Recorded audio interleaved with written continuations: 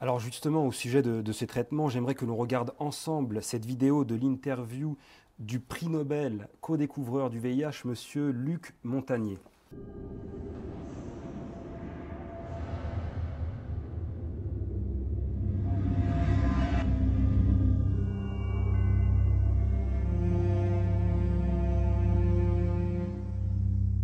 You talked about oxidative stress earlier. Is treating oxidative stress one of the best ways to deal with the African AIDS epidemic?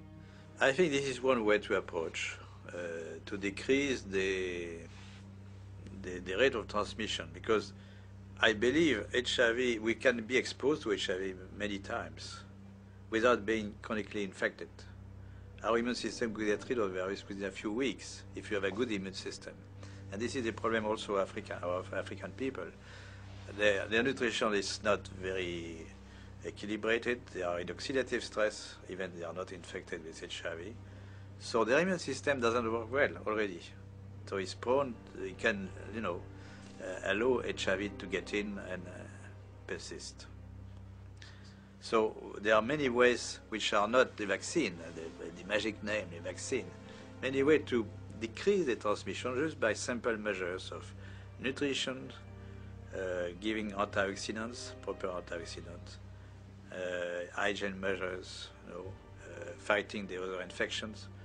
So they are not spectacular, but they could, decrease very well the epidemic to the level they are in Occidental countries, So, Western countries. if you have a good immune system, then your body can naturally get rid of HIV. Yes. Oh, interesting. Do you think we should have more of a push for antioxidants and things of that nature in Africa than antiretrovirals? We should push for more, a combination of measures, antioxidant, but nutrition, advice and nutrition, fighting other infections, malaria, tuberculosis, parasitosis. Most children have worms. Education, of course, genital hygiene for women and men also. Very simple measure, which not very expensive, but which could do a lot. And this is my worry about the many spectacular action. Of course, there are global funds to buy drugs and so on, Bill Gates and so on, for the vaccine. But those kind of measures are not very well funded. They're not funded at all, or they are. It really depends on the local government to take conscious of this. But the local government, they take advice of the scientific advisor from the international institutions, and they don't get this kind of advice very often. There's no money in nutrition, right? There's no profit. There's no profit, yes. The water is important. Water is key. Now, one thing you said, you were talking about the fact that if you have a built immune system, it is possible to get rid of HIV naturally.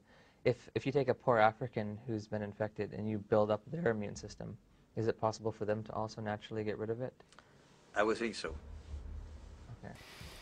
Messieurs, cette vidéo a de quoi donner des frissons dans le dos. Le co-découvreur du VIH, prix Nobel, nous indique en gros que l'on pourrait guérir du sida en dormant mieux ou en se préparant des repas un peu plus coquets. Donc je me permets de le dire un petit peu comme ça parce que des millions de malades chaque jour avalent des traitements très lourds pour nous entendre dire aujourd'hui qu'il suffirait presque de se laver les mains 5 fois par jour. Quelle a été votre réaction Dites-moi.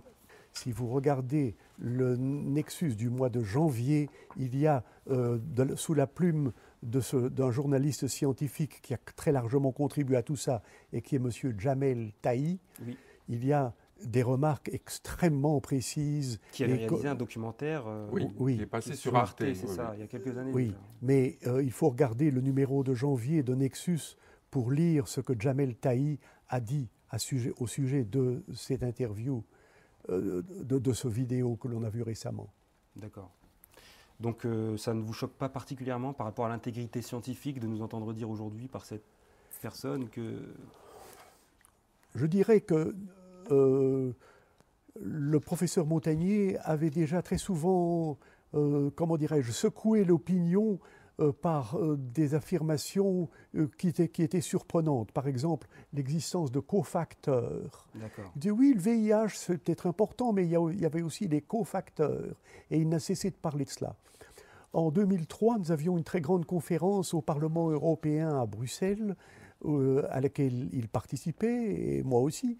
Et dans sa présentation, il a largement envisagé l'effet du stress oxydatif comme cause probable de certaines grandes dépressions immunitaires.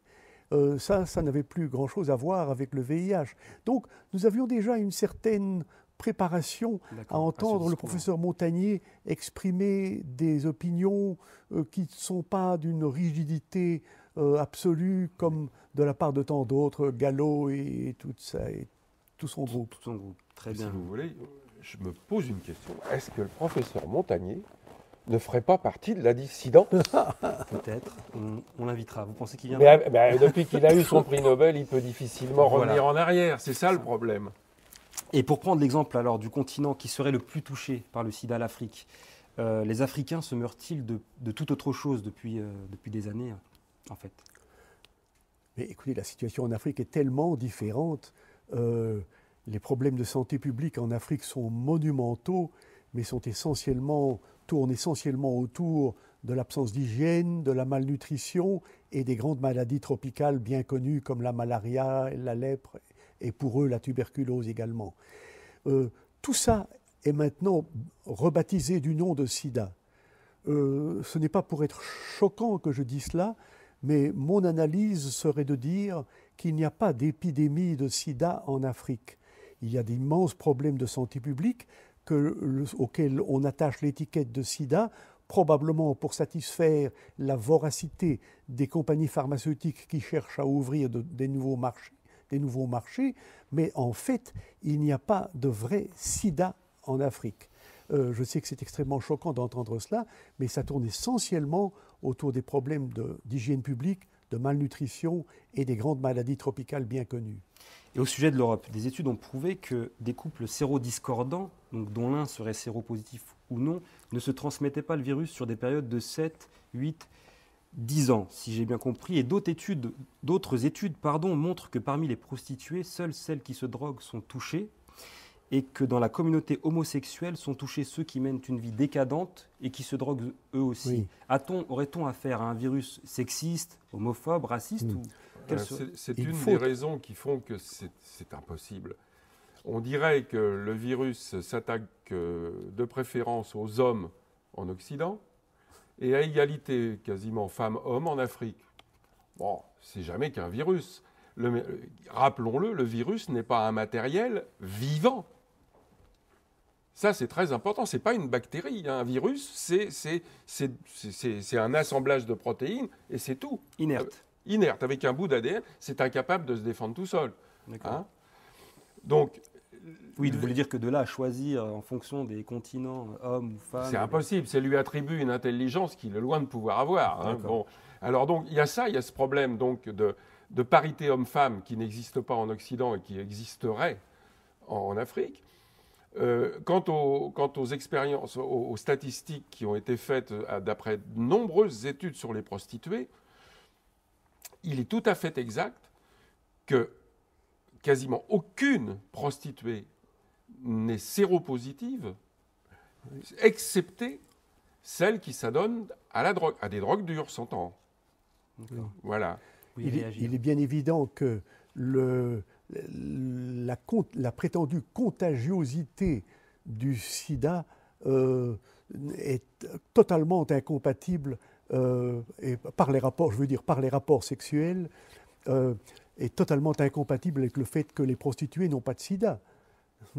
Et ce fait refuse d'être reconnu par toute l'orthodoxie du sida. Mais dans le livre que nous avons fait ensemble, que je peux présenter là à l'occasion. Il y a pas mal de références qui illustrent le fait que des études épidémiologiques faites en Thaïlande, en Afrique, en Italie, en Allemagne, aux États-Unis,